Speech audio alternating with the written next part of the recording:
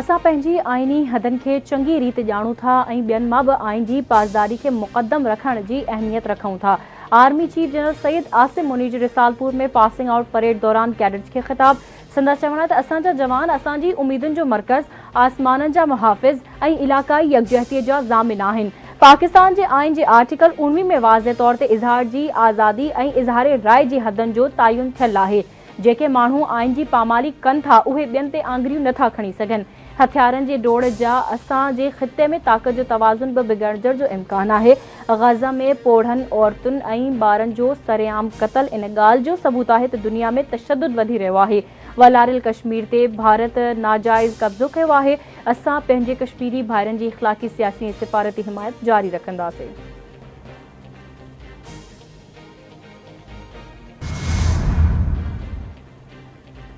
PAF Asghar Khan Risalpur academy में हवाई फौजी passing out parade. Army chief general Syed Asim Munir passing out parade में ख़ास मेहमान तौर शरीक सुठी कारकर्दगी रखंदड़ कैडेट्स के इनामनि सां नवाज़ियो वेंदो। Chief of the air staff Zaheer Ahmed Babar Sidhu जी बि तक़रीब में शिरकत। आर्मी चीफ ऐं एयर चीफ पारां परेड जो मुआइनो।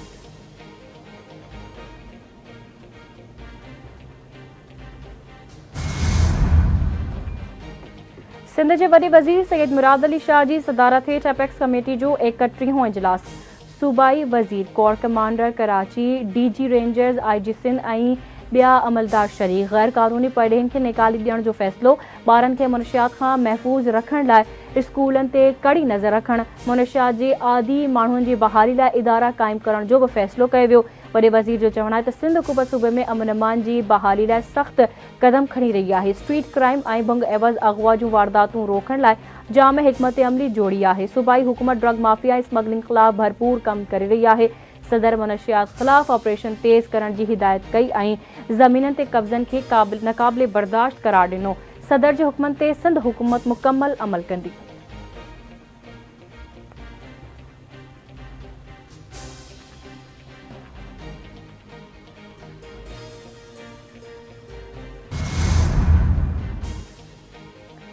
गैर कानूनी तौर रहंदड़ पढ़ेनि जे हवाले से अहम फैसला कया विया आहिनि। गैर कानूनी पढ़ेनि ख़िलाफ़ क़ौमी पॉलिसी मुताबिक़ कार्रवाई कई वेंदी। जिथे पनाह वठनि था उन्हनि हंधनि जी मॉनिटरिंग जो फ़ैसिलो कयो आहे।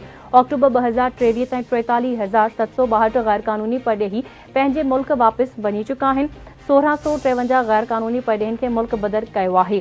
गैर कानूनी पढ़ेनि जी डेटा ॿीहर जमा करण जो फ़ैसिलो कयो वियो आहे। जेके मुख़्तलिफ़ तालीमी इदारनि में गैर कानूनी तौर ते तालीम हासिल कनि था उन्हनि जी बि डेटा गॾु कई वेंदी। डेटा जमा करण वारे अमल में स्पेशल ब्रांच, वफ़ाक़ी सूबाई हुकूमत जा इदारा गॾिजी कमु कंदा। सीनियर सूबाई वज़ीर शर्जिल इनाम मेमर जी एपेक्स कमेटी जे इजलास खां पोइ ब्रीफिंग। संदसि चवण ते वॾियुनि गाॾियुनि में हथियारनि जी नुमाइश कंदड़नि ख़िलाफ़ क्रैकडाउन कयो वेंदो। KPO हमले में हिकु मदरसे जो बि उस्ताद मुलविस हो जेको मारिजी वियो हो। स्कूल में मुनशियात फरोशी कंदड़नि ख़िलाफ़ कानून साज़ी कई वेंदी। वफ़ाक़ी ऐं सूबाई हुकूमत मुनशियात ख़िलाफ़ क्रैकडाउन जो फ़ैसिलो कयो आहे। मुनशियात फरोशनि जा ख़राब ॾींहं शुरू थी विया आहिनि। न सुधरिया त उन्हनि जो हशर ख़राब थींदो। पाकिस्तान जो मुआशी बहरान ॾींहों ॾींहुं संगीन थींदो पियो वञे। मुआशी बहरान मां निकिरण जा केतिरा ई हल आहिनि पर हिन वक़्तु सभ खां वधीक ज़रूरत एक्शन वठण जी आहे। IMF प्रोग्राम ते तमामु घणी तनक़ीद थींदी आहे त हीउ प्रोग्राम महांगाई खणी अचे थो। मां मुआशी माहिर न आहियां पर मूंखे अंदाज़ो आहे त IMF असांखे टैक्स चोरी रोकण, टैक्स नेट खे वधाइण, बिजली जी चोरी रोकण ऐं अमन अमान जी सूरत हाल बहितर करण लाइ चवे थो। कानून वारे वफ़ाक़ी वज़ीर आज़म नज़ीर तारण जी अता तारण सां गॾु प्रेस कॉन्फ्रेंस। पाकिस्तान तरफ़ां अमरीका खे फ़ौजी अॾा ॾियण वारनि ख़बरुनि में का सदाकत नाहे। पढ़े खाते जी तर्जुमान मुमताज़ ज़हरा बलोच क़ौमी असेंबली में ऑपोज़िशन लीडर उमर अयूब जे बयान जी तरदीद करे छॾी। मुमताज़ ज़हरा बलोच जे चवण आहे त पाकिस्तान जो कंहिं बि मुल्क या हुकूमत अॾा ॾियण वारो इरादो नाहे। पाकिस्तान पंहिंजी सरज़मीन या फ़िज़ाई हदूं कंहिं ॿिए मुल्क ख़िलाफ़ इस्तेमाल करण जी इजाज़त न ॾींदो। भारत आलमी सतह ते बि इंसानी हक़नि जी भञकिड़ियुनि में मुलविस आहे। भारत कैनेडा ऐं पाकिस्तान में अदालत खां मथां ई टारगेट किलिंग्स में मुलविस आहे। पाकिस्तान जो मुतालबो आहे त ॾोहनि ते भारत जो एहतसाब कयो वञे। पाकिस्तान में दहशतगर्दी जे वाक़िअनि में अफ़गानिस्तान मुलविस रहियो आहे। इन हवाले सां अफ़गानिस्तान खे सबूत फ़राहम कया आहिनि।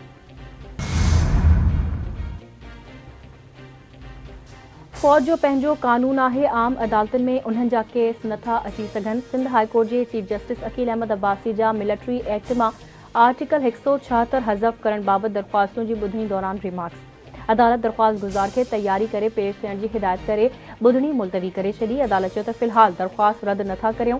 दरख़्वास्त ॿुधण जोगी हुअण बाबति पहिरियां अदालत खे मुतमइन कयो वञे।